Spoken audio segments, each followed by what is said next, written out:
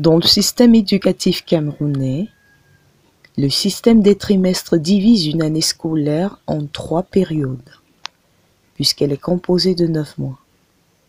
Le premier, le deuxième et le troisième trimestre.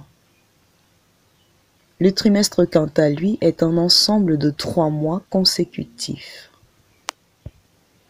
Plus que quelques heures et on n'entendra plus parler de vacances, mais de la nouvelle année scolaire 2021-2022. Élèves et enseignants reprendront le chemin de l'école dès lundi pour un nouveau challenge, un nouveau défi. Les baisses des notes sont de plus en plus fréquentes, alors mieux vaut redresser le tir dès le premier jour de classe. Mais en toute chose, confie ton sort à l'Éternel et ne t'appuie pas sur ta sagesse. Bonjour chers téléspectateurs et bien heureux de vous savoir aussi nombreux à nous écouter. Nous ne pouvons que vous souhaiter la bienvenue dans cette nouvelle édition d'Amour le micro. Bonjour Lumière. Bonjour Lydie, bonjour chers téléspectateurs de Parole Créatrice Info Télévision. C'est toujours un réel plaisir de vous retrouver dans le cadre de votre micro-programme À vous le micro. Cette émission-là, bien évidemment, qui vous donne la parole pour vous permettre de vous exprimer sur un sujet donné. Bientôt, on ne parlera plus de vacances, mais place à l'année scolaire en 2021-2022. Les enfants vont reprendre les classes, je pense, le 6, lundi le 6 exactement, à 7 h. C'est bien cela, Laetitia? Exactement. Alors, aujourd'hui, Laetitia, de quoi parlons-nous? Alors, cette semaine, il est question pour nous d'aborder et de savoir lequel des premiers, du deuxième ou du troisième trimestre est réellement le plus difficile pour nos élèves. Parce que les élèves disent souvent dès le début de la rentrée scolaire, le premier trimestre, c'est le trimestre le plus évident parce qu'on fait un refresh sur ce qui s'est passé l'année dernière, l'année dernière. Le deuxième trimestre, on entre dans les vraies choses, on entre dans les programmes de la classe dite, voilà. Le troisième trimestre, c'est le trimestre décisif qui est généralement très court. Alors, chers élèves, vous qui allez reprendre les classes lundi, lequel des 3 trimestres est le plus évident, le plus facile à aborder? Le premier, le deuxième ou le troisième trimestre? Vous savez que vos avis sont super importants, alors c'est à vous le micro.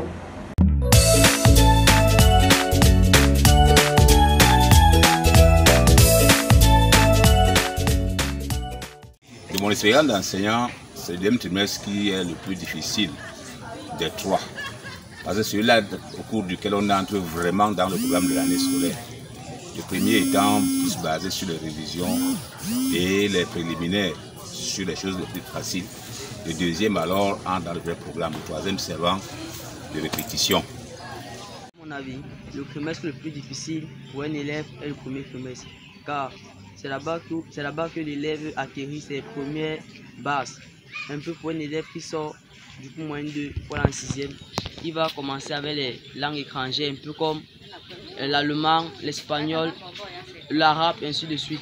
Même chose pour un élève encore qui sort du coup moins 2 pour la 6e, il va tout acquérir ces mêmes bases avec les calculs en mathématiques, les X, les Y. Donc le trimestre le plus difficile pour moi pour un élève est le premier trimestre. Le premier trimestre est généralement le plus facile parce qu'on fait les récapitulatifs de l'année antérieure. Le second trimestre, nous évoluons et le troisième trimestre, nous approfondissons. Du coup, pour moi, le trimestre le plus difficile est le troisième parce que non seulement on mélange les cours qu'on a récapitulés à l'année antérieure et on mélange également les cours du deuxième trimestre.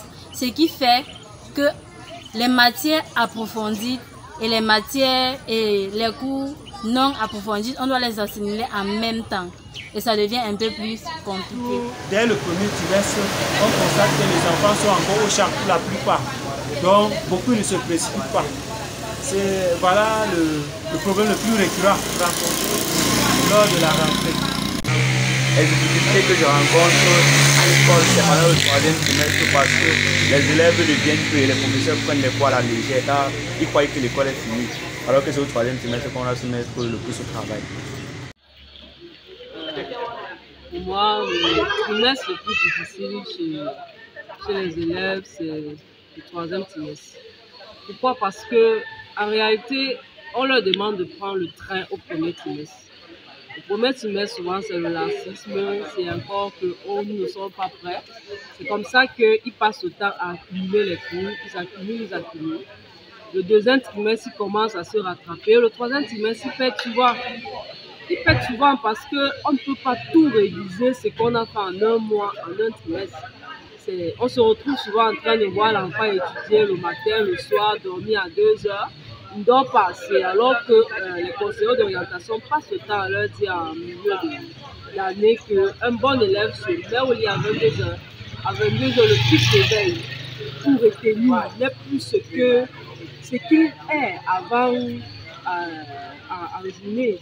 Voilà pourquoi on demande, il est recommandé de ne pas dormir, de ne pas laisser les leçons dormir, de liquider au fur et à mesure. Le cerveau, ce n'est pas une machine. Le cerveau aussi a besoin de repos. Donc, le troisième trimestre, chers élèves, faites attention. Commencez à réviser avant afin de ne pas être submergé. Oui, l'année scolaire, en principe, est divisée en 3 trimestres. Mais le trimestre le plus difficile, c'est le premier trimestre. Parce qu'en fait, c'est un trimestre long et c'est un trimestre aussi touffu en matière de programme. Que ce soit de la part de l'élève, que ce soit de la part de l'enseignant. Donc l'élève, fraîchement sorti des vacances, ça est affronté aux nouveaux enseignements et c'est difficile pour lui. Maintenant, l'enseignant aussi, courant après le programme, est obligé d'inculquer toutes ses connaissances en l'élève. Donc le premier trimestre est un trimestre qui met l'enfant en condition de travail. Et là, il reçoit des notions basiques qui lui permettent d'affronter soit l'examen, soit le passage en classe supérieure. Comparativement à d'autres trimestres, tel que le troisième trimestre qui est le trimestre sommatif, donc et court. Dans le premier trimestre, en résumé, c'est le trimestre le plus difficile.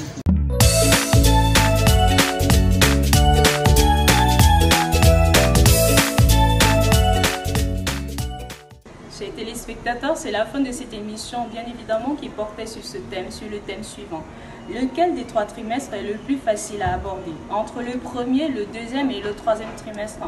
Et bien évidemment, pour savoir pourquoi, les raisons qui vous poussent à le penser, chers élèves, la question s'adressait surtout à vous. Vous avez avancé plusieurs réponses, vous avez donné plusieurs éléments, mais toutefois, gardez ceci à l'esprit. Que ce soit le premier, le deuxième ou le troisième trimestre, dès lundi, commencez à étudier vos leçons. Mais en toute chose, mettez le Seigneur dans vos études et vous verrez que l'année scolaire se passera super bien. Letty, un mot à dire? Bien évidemment, toutefois sans oublier aussi qu'avec l'aide des conseillers d'orientation dans les différents établissements scolaires, les élèves ont cette possibilité-là de manager leur temps, c'est-à-dire consulter ceci pour pouvoir les aider à monter des emplois de travail ou alors des emplois de temps. Je crois que nous avons suffisamment abordé le thème. Alors, chers élèves, écoliers, lycéens et collégiens, vous qui allez reprendre le chemin de l'école dès lundi à 7 h, on se dit surtout pas de retard, mais le plus important, que Dieu vous bénisse et une bonne rentrée scolaire 2021-2022. C'était Muriel et Laetitia Bobo pour Amour le micro. De mon expérience d'enseignant, c'est le deuxième trimestre qui est le plus difficile des 3. Le trimestre le plus difficile pour moi pour un élève. Le premier trimestre est généralement le plus facile parce qu'on fait les récapitulatifs. Parce que les élèves deviennent peu et les professeurs prennent les cours à la légère. Ils croient que l'école est... Le trimestre